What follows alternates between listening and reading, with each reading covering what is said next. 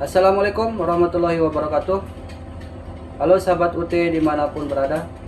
Perkenalkan, nama saya Tarmizi Tahir dengan NIM 056913 Prodi Ilmu Hukum, asal UT daerah Mataram. Tujuan saya membuat video ini adalah untuk melengkapi tugas mata kuliah pendidikan Pancasila. Dalam video ini saya akan membahas tema tentang perkembangan Pancasila dalam konteks sejarah dari masa ke masa. Pertama, masa awal kemerdekaan dari tahun 1945 sampai dengan 1949.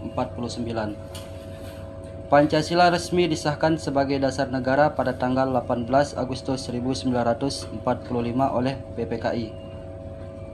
Pada masa ini, Indonesia baru merdeka dan masih menghadapi ancaman dari penjajah yang ingin kembali menguasai Indonesia.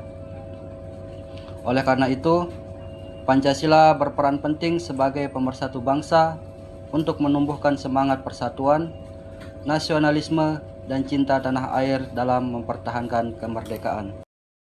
Kedua, masa Republik Indonesia Serikat atau yang lebih dikenal dengan RIS terjadi dari tahun 1949 sampai dengan 1950.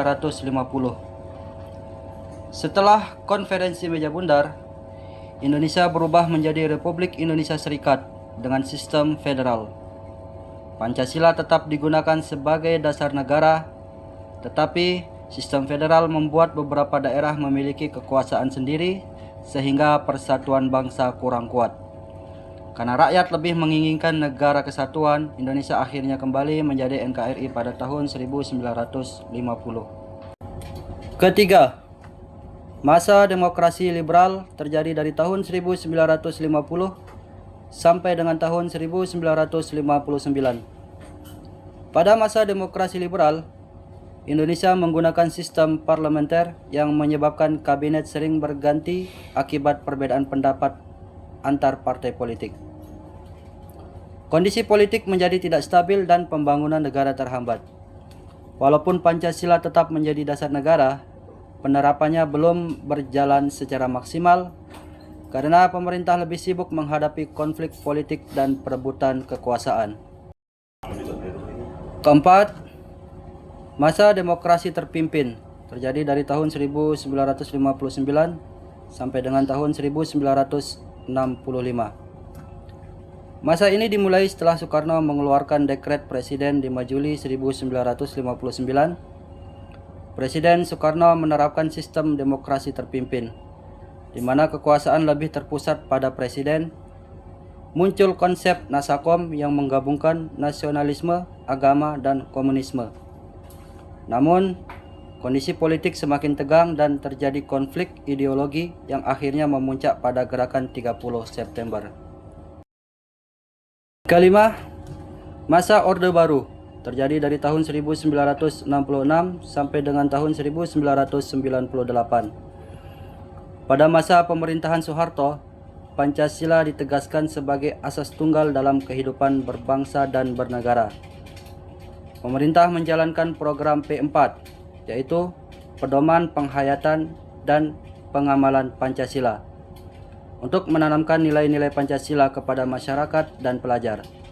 Pada masa ini pembangunan ekonomi berkembang cukup pesat, tetapi terjadi penyimpangan seperti korupsi, kolusi, nepotisme atau yang sering disebut dengan istilah KKN, serta pembatasan kebebasan berpendapat. Masa reformasi terjadi dari tahun 1998 hingga sampai saat ini. Masa reformasi dimulai setelah Soeharto mengundurkan diri pada tahun 1998. Pada masa ini, Pancasila tetap menjadi dasar negara, tetapi penerapannya dilakukan dalam suasana demokrasi yang lebih terbuka. Masyarakat memperoleh kebebasan berpendapat, kebebasan pers, dan hak politik yang lebih luas. Namun, di era reformasi muncul tantangan baru seperti hoax, intoleransi, konflik sosial, dan pengaruh budaya asing.